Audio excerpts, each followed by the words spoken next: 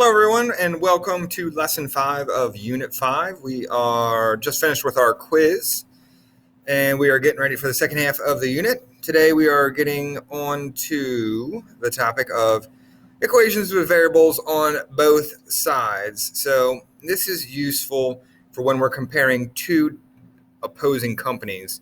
So let's say we have two phone companies that have different startup fees, but one startup fee is higher than the other, and they also charge different monthly rates. So let's say the higher rate here to startup has a lower monthly rate, but this one has a lower startup rate with a higher monthly rate.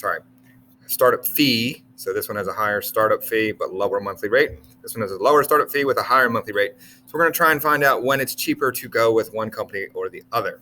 So this is applied in business all the time, when it's cheaper to go with company A versus company B. When you find out that when they're equal, you go with company A before that point and company B after that point. All right.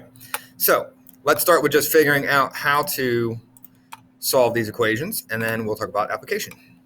So when you have variables on both sides, number one recommendation to do is to get rid of the smaller variable. You can get rid of the bigger one if you want to. What ends up happening is you'll end up with a negative variable, which is okay. You can still solve it.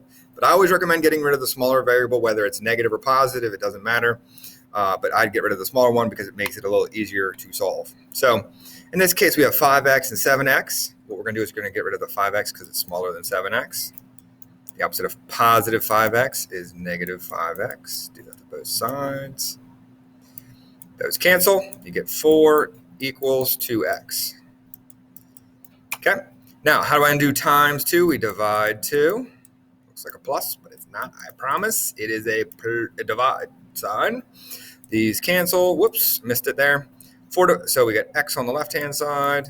4 divided by 2 is 2. Let's check to make sure the answer works. 2 times 7 is 14. 5 times 2 is 10, plus 4 is 14. It works. Bam. All right, come over here. We have x and 3x. X is smaller, so we're going to take away x. Take away x. Notice on this side, x minus x is 0. Nothing. 3x minus x is 2x. Common mistake there is some students write 3. They think the x's cancel out and you're left with just the number 3, but no. If you have 3 cats and you give away 1 cat to a friend, you still have 2 cats. 2 cats. Not 3. You have 2 cats, 2 x's. All right, first step now is to get rid of the plus 2. You always undo subtraction and addition before you undo multiplication. So we're going to add 2 to both sides, and I'm out of room here. So we're going to, these 2's cancel. So you get 2x equals 0 plus 2 is 2. Undo times 2 with divide 2.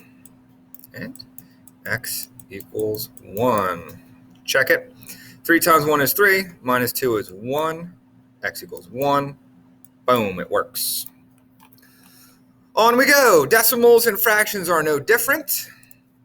Smaller variable is 2.1x. Get rid of that.